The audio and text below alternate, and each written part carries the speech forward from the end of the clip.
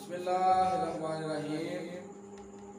مقام T V channel میں ہم آپ کو خوش آمدید کہتے ہیں۔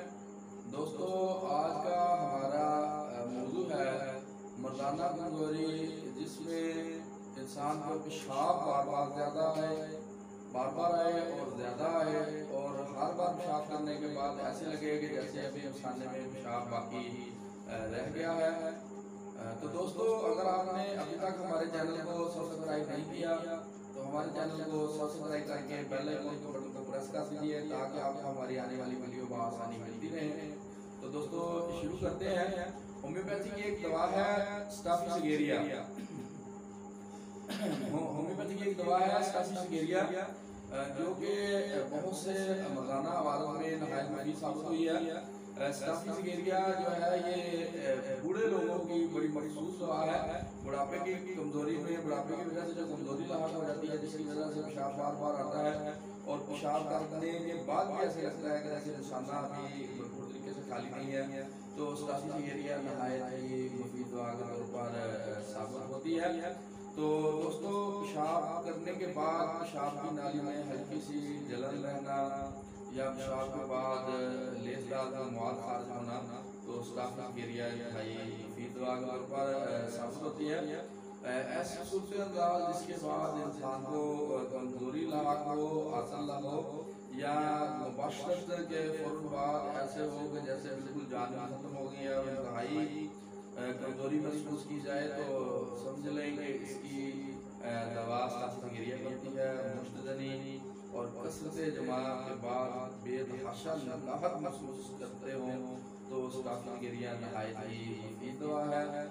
جنسی خیالات سے نیند کی حالت میں یا تجمیمی نیند میں لطف اندوز ہونا اور ہر وقت جنسی خیالات سوار رہنا اور اس کی وجہ سے مشت زنی کرنا یا خواب میں لڑکوں کے ساتھ بدفعلی کرنا یا خواب میں مباشرت کرنا، یہ اسٹافیسیگیریا کی رہنما قسم کی علامات ہیں۔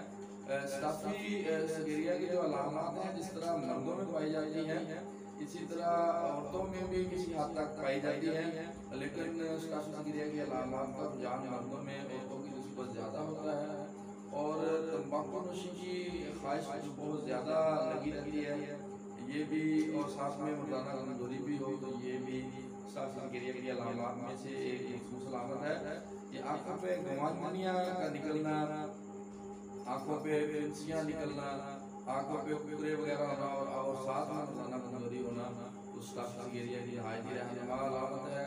مریض اسٹافیسیگیریا کا انتہائی غصے والا، کینہ پور، چڑچڑا، بد مزہ ہوگا، اس کی گفتگو انتہائی غصیلی ہوگی، اور ہر وقت اگر وہ غصے کو دبا کے رکھے گا تو اس کے زبان اثرات ہوتے ہیں، وہ بھی اسٹافیسیگیریا کے مریض میں پائے جاتے ہیں۔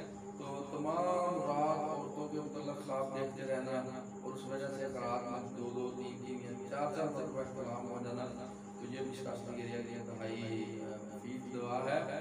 تو خشک ایگزیما، جو خشک ایگزیما ہوتی ہے جس کے نیچے انتظامی مواد دبا ہوا ہوتا ہے اور بعد میں وہ مواد زخم بن جاتا ہے، تو اسٹافیسیگیریا نہایت مفید دوا ہے۔ مشیلی زخم یا تیز دھار آنے والے زخم کی صورت میں اس سے بڑھ کر کوئی اور دوا نہیں ہے۔ چاقو، چھری اور استرے وغیرہ سے شیشے زخم ہو جاتے ہیں تو اسٹافیسیگیریا اس میں نہایت مفید دوا کے طور پر ثابت ہو سکتی ہے۔ بچوں میں دانت جو ہے بچپن میں گلنے سڑنے لگتے ہیں تو اسٹافیسیگیریا کی نہایت مفید دوا کے طور پر ثابت ہو سکتی ہے۔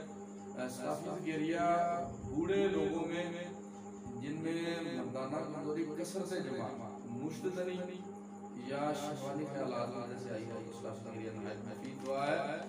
تو دوستو، نئی ویڈیو تک کے لیے ڈاکٹر مقام خان کو بتا دیجیے، تب تک کے لیے اللہ حافظ۔